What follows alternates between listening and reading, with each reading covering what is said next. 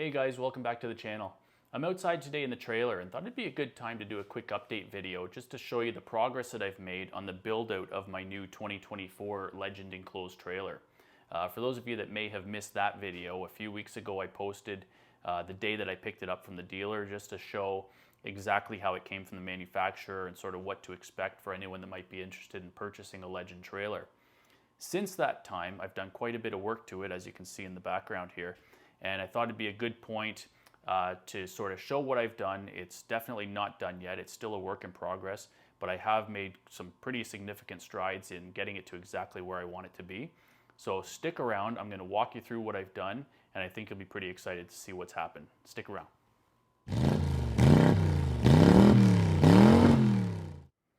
Alright guys, so starting at the back here, I figure I'll start at the back and sort of work my way forward and just show you exactly what I've done.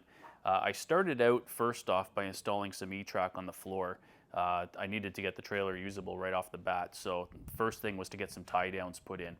I do still have plans to put 2 rows of E-track on each wall, one sort of low just above the wheel wells there, and then one sort of about midway up, just so that I can secure other things to the wall in the event that I'm using it for something other than ATVs, and just to sort of make it more versatile.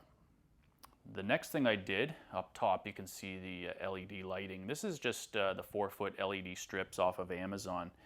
They're very inexpensive. It was about $100 Canadian for all 6 of them. It really lights it up in here. I was worried it was going to be too bright. When you first walk in here, if you're coming in at night and it's pitch black and you flick those lights on, it is very bright initially. But once you're in and you sort of get used to it after a second or two, I find it perfect in here. It's just the right amount of light. Moving over to the spare tire here. So I had the spare tire mount installed by Legend when I ordered the trailer. Then I added the tire myself. And below it, I just mounted a pack-out, Milwaukee pack-out box, which I'll show you a little bit later. That's got my hoses and my water outlet for the side of the trailer, just to sort of keep everything toward the back of the trailer and accessible at all times. As I move up to the front a little bit, I put in a couple of Husky cabinets here. So one's just the tool drawer, tool chest cabinet that I put in. That's just going to be for general storage. So I do plan on putting some tools in here. I haven't got them filled up yet with exactly what I want to put in, but that's going to be just general tools and storage. Right above that is an aluminum shelf system that I found on Amazon. It's made by Black Boar. It's super solid. I'm really happy with it. And it's going to just hold all my fluids, paper towels. It's got sort of this drop down tray here, so you pull the pin on the side and this will drop down to sort of give you a work surface. So if I didn't have it right above the cabinet that I do, it would sort of give you a work surface to work off of. So right now I've just got some fluids in there and a first aid kit. And then the cabinet next to it is really just to hide a water system and pump that I've put in. So what I wanted was the ability to sort of wash up our stuff. We're always bringing a jug of water with us to wash our hands and get all the mud and stuff off before we get in the trucks at the end of the day. So I wanted to put a water system in where we'd always have it available. So inside this cabinet, you can see I have 2, I believe these are 7-gallon Reliance water jugs that I picked up. And they work off of the pump that you can see up in the top there. That's just an RV water pump, 12-volt pump. And below that, I've put in a lithium iron phosphate battery.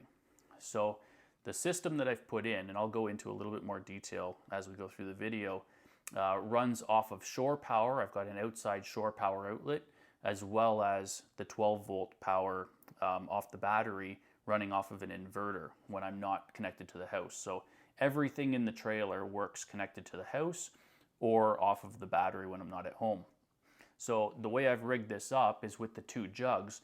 I've put them on quick connects here so that when this jug runs out, I can just disconnect this quick connect, move it over to the other jug, and now I have another 7 gallons of water. And as we move along, I'll show you how that outlet works on the outside of the trailer. Moving along, on the outside of this cabinet is where I've put all my electrical.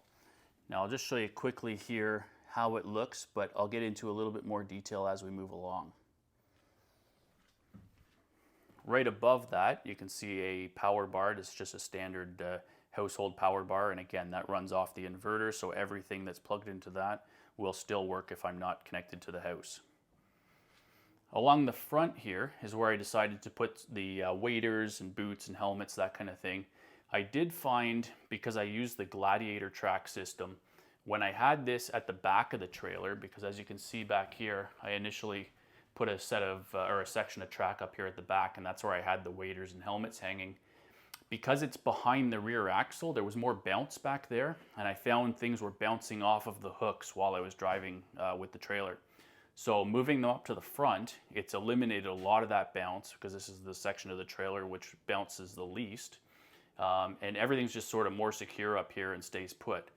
What I still may do at some point is, with these Gladiator hooks, they don't really lock into place. I mean, they do push up and sort of lock down into place, but with enough bounce, they're not really meant for in a trailer. I may just take some screws and just run a screw through the hole in each hook, wherever the final place is going to be for these accessories, just so that they don't bounce around and fall off the wall as I'm driving. So on this side here, I've just right now put a basket with the boots and gloves and stuff in it. It seems to be working okay for now. I don't know if that'll be the final solution for that, but for now it's doing what it needs to do. The helmets here, they're just hanging on the Gladiator hooks, and then what I did is I just went to Home Depot and picked up a couple of these small D-rings with a bungee cord, and that sort of keeps the helmets tight to the wall and stops them from bouncing or falling off the hooks as well. As I move around, this is my, so it's obviously a small fire extinguisher on the wall there, and then my sort of control center for the trailer. So this top controller here is an aux beam touchpad that I purchased off of Amazon, and what it allows me to do is have my switches here, but have all the wiring for every accessory that it controls run down to basically this junction box down here. So it's a central place to run all the wires for your 12-volt accessories, and then just have one wire which runs along the top of the wall here and then down this piece of conduit to basically just a like a data port on the back of it. So you can mount this touchpad anywhere you want to. You could put it on, stick it right to the wall, or mount it on a bracket. And then what it allows now is, you'll see on the LED lights there on the wall, is that they're now controlled by the touchpad. So all of my accessories, all my 12-volt accessories will be controlled by that. Right below that is a battery monitor. So that's a Renogy battery monitor. So that's just giving me a status of my 12-volt onboard battery, letting me know the charge status of that. And then right below that is the on-off controller for my inverter. So I can manually turn the inverter on and off right from the wall here, as opposed to having to go down to the inverter on the cabinet here.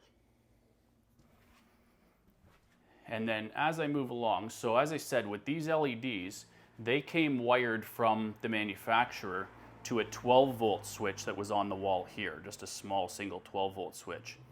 So what I did is I rewired those so that they're no longer controlled by a switch here. They're controlled by my touchpad there. And then I put in a 110-volt switch here, which controls the interior lights, these LED strips that I've put in. Right below that, I put in just a regular 110-volt outlet as well. So if I want to run my trickle chargers or any other accessories in the trailer here, I can do them off of that plug. And then as we move down, we're right back to the end. So pretty much that's what I've done as a general overview. It's far from finished up to this point. I still have to do a lot of tidying up with the wires and stuff up here. This is all just temporarily run right now. I still have plans to put reverse lights on it. I have a scene light that I'm going to put outside of this door on the outside of the trailer, just so I have some outside lighting at night, and some other accessories and stuff to put on the walls. So what I'll do now is I'll just get set up, and I'll show you exactly how I wired up all the electrical. Alright guys, now hopefully you can see this here. It's sort of a tight spot that I've put the electrical in, because I wanted it hidden away, but I wanted it still accessible if I want to change or upgrade things in the future. So just to show you where I started, on the outside of the trailer, this wire here is run to a 30 amp inlet box, so I can plug into my house or generator or whatever I want to power the trailer from on the outside. I can plug it in there, and then that goes to this 30 amp transfer switch here. So from my inverter here, I run that into the transfer switch. My exterior power is run to the transfer switch as well. And then from there, what this does is it's all automatic. It senses whether I'm on shore power or not. And if I am on shore power, as soon as I plug in, this transfer switch transfers all of my 120 volt accessories over to shore power. What it also does is it turns on my Victron battery charger here and starts charging my 12 volt battery that I showed you in the cabinet earlier. As soon as I disconnect my shore power outside, then it automatically transfers power coming from the inverter. So there's virtually no stoppage in the power. There's a quick blink of the lights as that happens, but it's pretty consistent power as it switches from one to the other. Going down the side here is the brain, sort of the control hub or junction box for the aux beam switch panel that I'm using for all my 12 volt accessories. I do still need to clean that up, and I'm not finished with the wiring there, but it's a very simple solution. It allows you to run all of your 12 volt wires to that one central spot and not have to keep running them to individual switches. And then right above that, I've got a circuit breaker that runs to the battery, and right beside that you can see the big fuse that's for the inverter. Above here, you can see I had to wire in an outlet. So what that outlet's for is this is powered only on shore power. So as soon as I switch over to shore power, this outlet turns on, and that's what the battery charger is plugged into. So it'll only charge the battery when I'm on shore power. And then what I have here is just a junction box. So because I'm only, as far as 120 volt accessories, all I'm really running is the lights on the ceiling and then the outlets in the trailer. So I don't intend to have anything more than a 15 amp circuit for this, for the time being. So running everything just because it's a single circuit, running it to the junction box there is all I needed. And if in the future I need to upgrade to a fuse panel, or sorry, a fuse panel, I still have that capability and can put an air conditioner or any other high drain accessories that I might want. And then looking inside the cabinet, so you can see in here, I'm using a Li-Time lithium iron phosphate battery, and then right above that is a battery shunt. So that shunt is what hooks up to the Renogy battery monitor that I have over on the wall, and that tells me how many amps I'm drawing, what my current is, and what the current battery voltage is, and how much charge is left in the battery. And then right above that is my C-Flow water pump. So I'll show you on the outside of the trailer how that works, but I was actually really impressed with how much pressure, how much water pressure I get out of that, and it worked perfectly for us for washing up after we were done riding. So I'll move on to the outside of the trailer and I'll show you what I've done out there. All right guys, I'm starting to lose light out here, so hopefully you can still see okay, but I just wanted to show you what I've done on the outside of the trailer here. So I talked about the 30 amp electrical inlet that I've put in. That's this Reliance inlet here, and I'm just using an adapter to go to my regular household extension cord so I can have it plugged in at all times. If I want to run it off my 30 amp generator, then I could also run it off that here as well. Moving down the side, you can see the water inlet that I've put in. So this is an Aquar water inlet off of Amazon, and I liked this because it's nice and flush. I don't have anything sticking out off the side of the trailer, and it's sort of hidden away and blends into the trailer nicely.